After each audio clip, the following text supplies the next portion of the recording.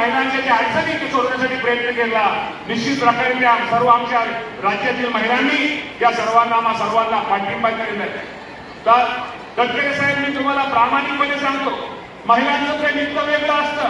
आज माझ्यासारख्या कार्यकर्त्याला तुम्ही अजितदादा पवार साहेबांनी ज्यावेळेस आमदार केल्यानंतर मला जी आरोग्याची कमिटी दिली आणि आरोग्याची कमिटी दिल्यानंतर दवाखान्यामध्ये मला जाण्याचा खूप वेळा येत होतो.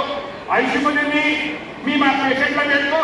आयसीयूमध्ये भेटायला गेल्यानंतर ज्यावेळेस आपण पेशंटला भेटतो तेव्हा सुमित्राबाईंनी बाहेर कुणाचं प्रमाण जास्त असतं, बाहेर प्रमाण जास्त असतं ते महिलेचं प्रमाण जास्त असतं. जी महिला एक लेक असते, एक आई असते, एक सासूरवाशीच बहीण असते, ती सासूरवाशीच बहीण माझे वडील बरे व्हावे, माझी आई बरी व्हावे, माझा भाऊ बरा व्हावा, मग ती सासूरवाशीच बहीण सासऱ्याला चुकून, नवऱ्याला चुकून, सोन्याचं किडूक तुडूक मोडून गहाण देऊन दवाखान्याचं बिल देणारी कोण असते, मेडिकलचं बिल देणारी कोण असते, तर ती एक बहीण असते, ती एक महिला असते. त्यामुळे महिलेचं प्रेम हे वेगळं असतं. मी नेहमी म्हणतो की जेणेकरून जास्तीत जास्त हे आपण आपल्या संसारामध्ये, आपल्या याच्यामध्ये नेहमी आपण आपल्या आई वडिलांचा युद्धच्या आपल्या याच्या बाबतीमध्ये आपल्या सगळ्यांना सांगितलं आहे. तटकरे साहेब, मी नेहमी म्हणतो श्रावण महिना आहे, श्रावण महिन्यामध्ये खरं तर आपण लहान देवाला दिलेला जातो. निश्चित प्रकारे आमच्या आम्ही सरकारनं करत असतो. राष्ट्रवादी काँग्रेस पक्षाच्या माध्यमातून आज वैनिकसारख्या एक राज्याला एक चांगले उपमुख्यमंत्री, महिला उपमुख्यमंत्री मिळाले आहेत आणि त्यांच्या माध्यमातून एक चांगलं काम या राज्यामध्ये संघटनेचं आपलं सुरेश. त्यामुळे मी अधिक काय जास्त बोलणार नाही, का उशीर झालेला आहे. तटकरे साहेबांना त्यानंतर बोलायचे, अजूनही हे करायचे. त्यामुळे निश्चित प्रकारे माझ्या महिला भगिनींना सांगायचंय की मी नेहमी म्हणतो की ज्या घरामध्ये संसाराची तिजोरीची चावी ज्या घरामध्ये महिलांच्या हातामध्ये असते ते घर अधिक सुरक्षित असतं.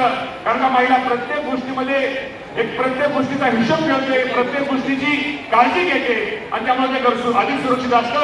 त्यामुळे मी अधिक न बोलता आमच्या संघटनेतले सगळे पदाधिकारी, सगळ्या जिल्हा बँके, जिल्हा दूध संघापासून सगळे आमदारापासून अण्णा सगळे तुम्हाला राहिले. आणि विशेषतः मला एक आनंद आहे की ज्या ठिकाणी आमचे सुनील अण्णा शेळके आमदार म्हणून काम करतायत त्या भागात जिथं भाताची शेती किंवा शेती जास्त होते, आज तिथल्या महिला आमच्या मांडेकर साहेबांच्या मतदारसंघातल्या महिला, आमच्या तिसरे आमचे